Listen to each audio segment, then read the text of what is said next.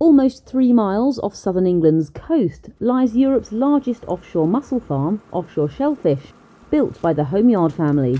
Here, 400 million mussels encrust ropes, dotted over an area the size of the country's biggest airport. The family believed this site would be free of the millions of gallons of sewage pumped into UK waters each year by privatized water companies. But even this far offshore, harmful bacteria such as E. coli can still pollute the water, damaging the prospects of a business like theirs, producing sustainable food. Offshore Shellfish's Sarah Homeyard said water companies should be held accountable, but she feels they are not. It's criminal that they're allowed to dump what they dump in the seas and get away with it.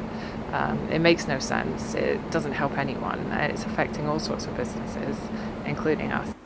The pumping of sewage into British waters has become a major scandal. Privatised water companies have been accused of prioritising dividends over investment and dumping sewage in waterways when its ailing infrastructure cannot cope. Along England's southeast coast, Whitstable oyster company's James Green said they've decreased production this year as they're directly impacted by water companies' actions. Lots of them are burdened down with massive debt that stems from previous management or previous people who own the company.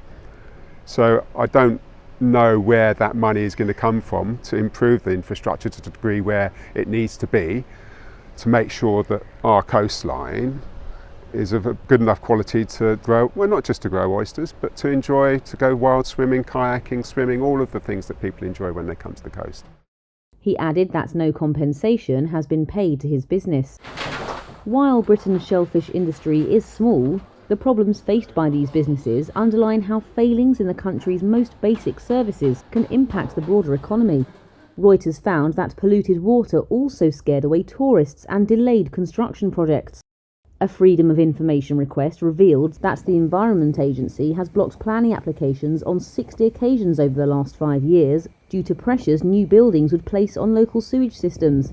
It's acted as a drag on the economy at a time when the new Labour government is trying to kick-start growth. In England, water companies discharged sewage for 3.6 million hours in 2023, polluting streams, rivers and coastlines, and damaging ecosystems and habitats, prompting warnings about toxic algal blooms, and creating an army of people who have become experts on water quality after they noticed changes in waterways. The water industry says it has invested heavily in infrastructure since privatisation in 1989, but factors like population growth imposed new pressures at a time when it says successive governments and regulators were focused on keeping customers' bills low.